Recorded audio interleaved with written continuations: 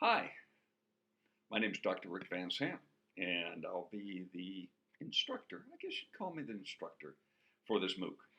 By definition, a MOOC is a different or more unusual event than you're probably used to in terms of courses, unless you've taken a MOOC before. MOOC stands for Massive Open Online Course, and to some degree, it should have another initial because it's not only open course, it's not only open entrance, it's open exit as well. So this course is really about you gaining some insight and knowledge that you want in order to understand better what transpires in the change management process in an organization or institution or company when it comes to technology adoption. Our lives are full of technology. We know this. We carry cell phones, almost all of us. Our cars today have access panels with GPS and other digital forms. Many of us no longer maybe even subscribe to TV and use a streaming service to deliver our video. We communicate in huge ways by Twitter and SMS. So there's no need to run on about the pervasiveness of technology in our lives. I think we all are aware of that. But one of the things we've discovered after years in university is that because our lives are completely infused with technology does not necessarily mean that we know or are very good at using technology in terms of organized learning. What does that mean? It means that while you have adopted certain technologies in your lives, and some of you more and some of you less, some of you are kind of reluctant about it, and some of you embrace absolutely everything new that comes out. The reality is when it comes to organized learning, the kind of learning that takes place in a place called school, we're not necessarily very good at understanding both how to use technology, why to use technology, or the power that technology brings to that teaching and learning process. Today, if you read anything about this, there are significant discussions taking place about the viability of MOOCs for credit, not having MOOCs for credit, programs that are online, displacing face-to-face instruction, which one's better. The reality is we probably know which one's better. What's better is a blended form of instruction that combines face-to-face instruction with smaller group participation in online instruction. But this massive open online course structure is something really completely new and unique in the sense of being able to deliver digital content in an organized, systematic fashion that still allows you as a participant to become heavily involved in directing and driving what transpires in this learning experience.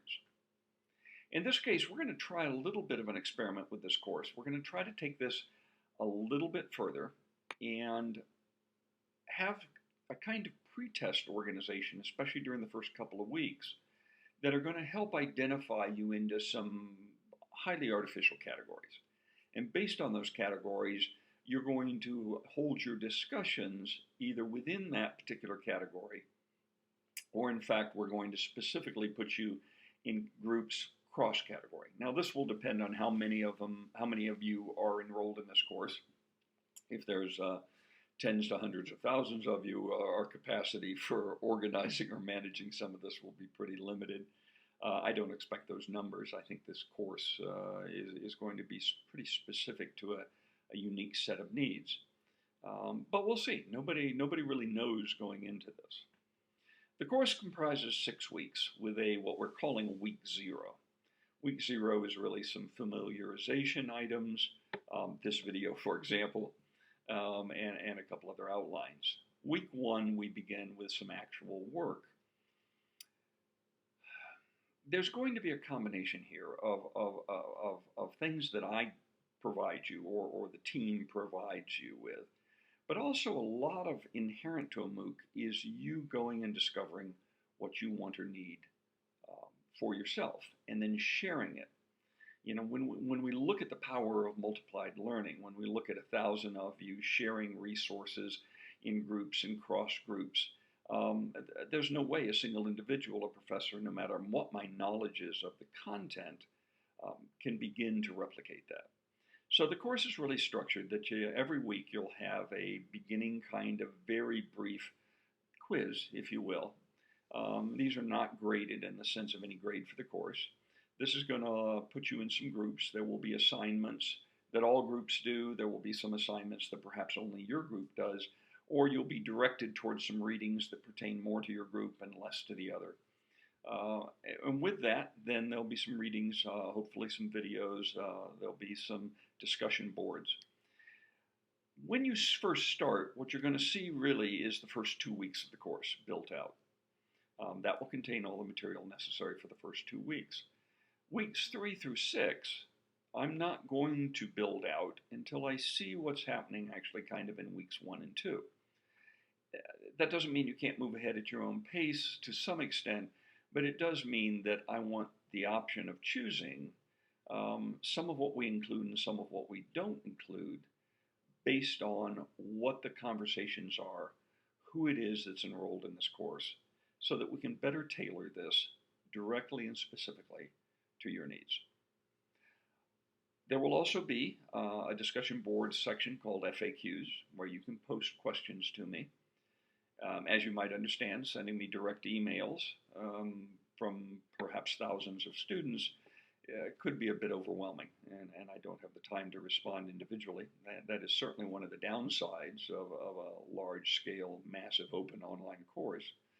But if you post your questions in the FAQs, I can go in and take a look, and what we will shortly find is that each and every one of you becomes a professor in this course and answers some of these questions yourselves for each other.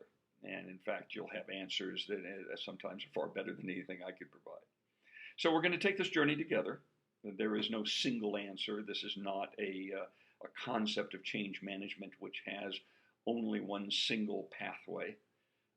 By the end of the course, what you're going to do is develop your own path, thoughtfully, prescriptively, and based on your unique situation and circumstances.